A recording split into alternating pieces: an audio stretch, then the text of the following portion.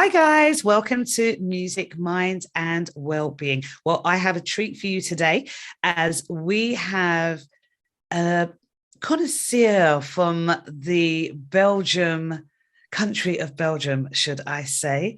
He is an amazing young mind as he stewards the 9 to 12-year-olds in his organization, Eju. So we're going to just jump on in with Egide Izere, and we're going to have a bit of a discussion regarding the children safeguarding mental health and what Eju does. So if you want to tell me just a little bit about yourself, Egide. Yeah, first of all, let me start by saying thanks, for having you on your platform. So for those who don't know me, so you said it. So my name is Egide Izere. So I'm from Rwanda, raised in Belgium. And I'm 26 years old right now. I'm a student in HR management. I've completed a bachelor degree in political sciences. I'm youth activity leader, with the scouts. Scouts are always ready. So yeah, I'm gonna say it. And yeah, I co-founded Ajo a few months ago with one of my partner, but I think we go on deeper with explaining what we're doing currently. Well, with Edu, it's only a new organization, but it is already touching so many lives. Tell me a bit about when you took the children away in the summer. Oh, yeah. So what happened is that at first we wanted to build an African language school, you know. But with the pandemic, with the COVID and everything, it wasn't really possible, to meet together. But we realized that children, were practically just living home, hadn't any other activity. And we decided, because it was part of our project already, to build an educational center. We decided to start with that. And then, we reached out to some organizations, told them about what we are doing, our plans, our activities. And yeah, our youth needs that. So they absolutely do. But the one area that I really wanted to touch on was the fact that when you took them away in the summer, we've had this discussion. How did you safeguard their mental health? The issues that rose up and the challenges that arose from being away. That's really simple. In Asia, we use one of the pillar of Ujama. Ujama is an African philosophy, and it's equality. So that means that myself, my leadership, my animators, and the children were on the same level. Mm-hmm. So the first thing is, as much as I want to be understood, I have to understand them. So what I did, during the train, trip we had to go to the Shofton. So it was a place where, we had our activity, is that I let them express themselves. They organized some games. We had different tables with different games that they could, just walk in, play this game, and then go to another one. And we were always listening, trying to understand, their state of mind, you see how they react, you see how they play with others, you pay attention to the words they're using, when playing or when interacting, and that led us to understand, okay, this child is very well. This one is struggling. Oh, this one, see, is a little bit upset. Why? Because his nephew is on the other side playing and he's there, and he's always saying to the one just sitting next to him, oh man, I miss him. Oh, we never see each other, Based on this information, I knew that, okay, as soon as we arrive there, we have to get the two in the same group so they can spend time together. And you see that they have the craziest time of their life, they have the time of their life, because we've heard that, this one is sleeping, oh, he's tired. So that means when we have the activity, we must pay attention to him, feed him, get him as much water as he needs. We had a 20-minute walk from the train station to the domain. Take him on your back, so that he can rest, so he can fully enjoy the activity. Okay. So that's all about, paying attention and listening to understand rather than being understood.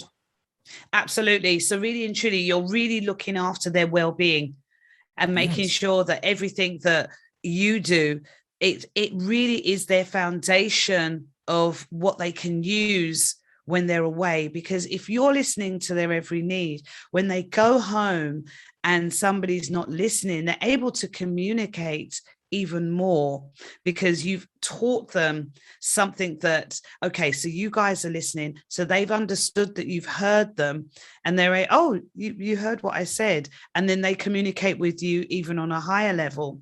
So has there been anything that's been challenging that has like come to you that you're like, oh wow, we didn't know what to do, but we did this at the time?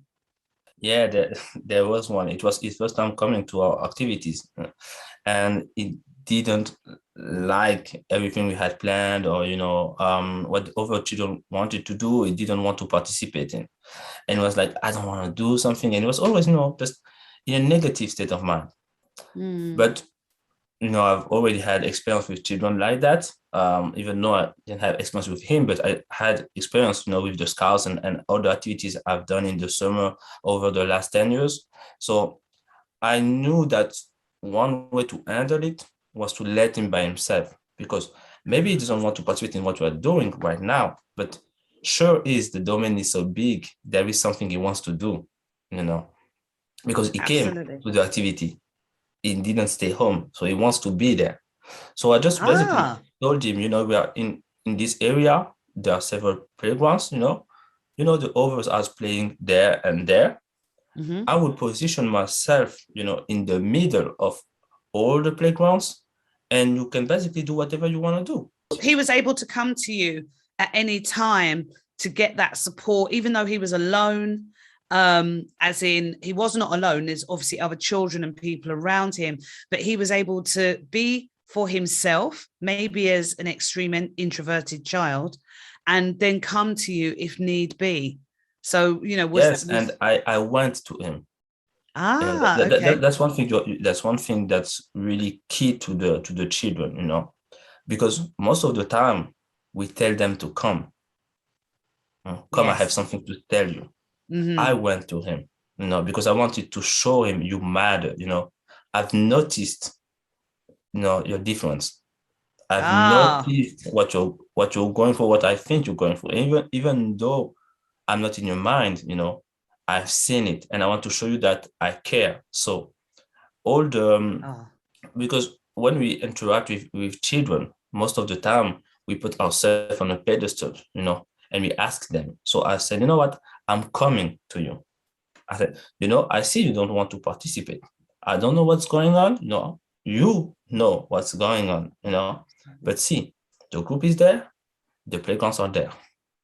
Go play by yourself, go do whatever you want to do. If you need something, come get me, if you're hungry, if you're thirsty, or if you want, because there are also how I say that, fields, tennis Yeah, fields the and food everything. stations. Yeah. Yeah.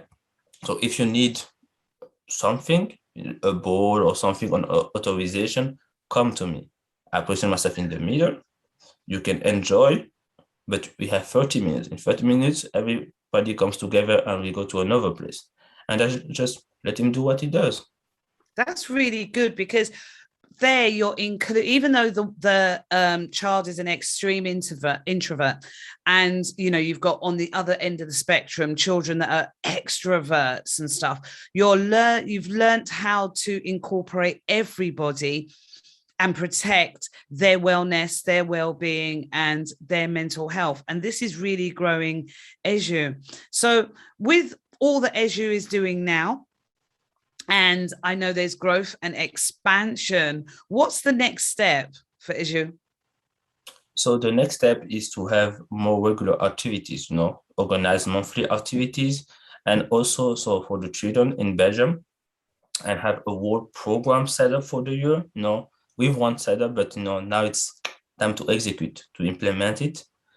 And the second phase is the training, because Mm. we have animators, and what I did is that we organized a training session in September just to assess what everybody was. We have how will I say that? we have a list of all the qualifications of, what an Azure leader must be, must be able to do.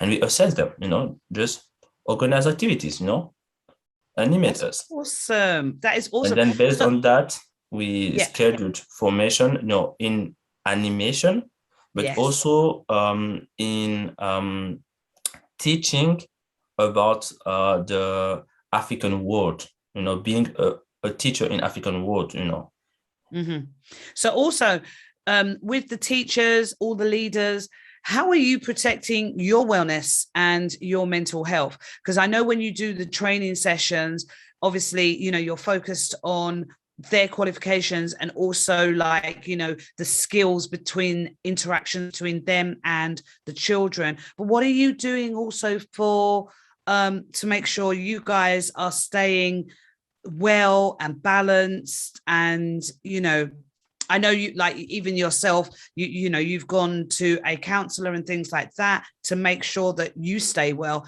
How does that transfer to the leaders? So the first thing I always do is positive affirmations, and when I talk about positive affirmation, I don't talk about affirming their capacities. I talk about affirming themselves. So when I talk to them, we have an agreement with my co-founder, my right wing, that every 2 days, every day, one of us will post something in the group, a motivation quote or something.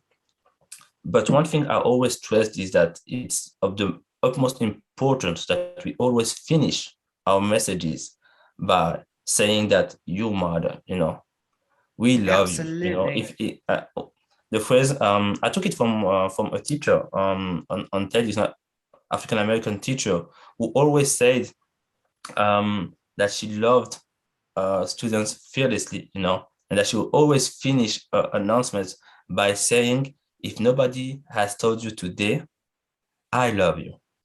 Absolutely. Know that, and I will always love you. And I always finish my interventions by saying, we love you, not for what you do, but for who you are. You deserve to be here. If you are meant to be here in our presence, no matter what you do or you don't do, your success or your failures, no matter who you are on the outside. In Azure, we are a family. We don't ask you to be perfect. We ask you to be better today than you were yesterday. And we're there to support you, to give you everything you need. So remember, if nobody told you today that they love you, we love you. That is so powerful. I can actually feel the power in that, I think really and truly what our viewers need is exactly that, at the end of everything, let's just make it, let's normalize it. Let's tell people that we love them. Let's tell people that you matter to us and share that kindness with each and every single person. Egide, it has been an absolute pleasure talking to you and hearing about Azure, and all your details will be in the link so that people can locate and find you. And, I just say that I love you. Thank you. You matter to the music, mind and well-being community. Thank you so much for being here. Thanks for having me. It was a pleasure. Always a great pleasure, You're welcome.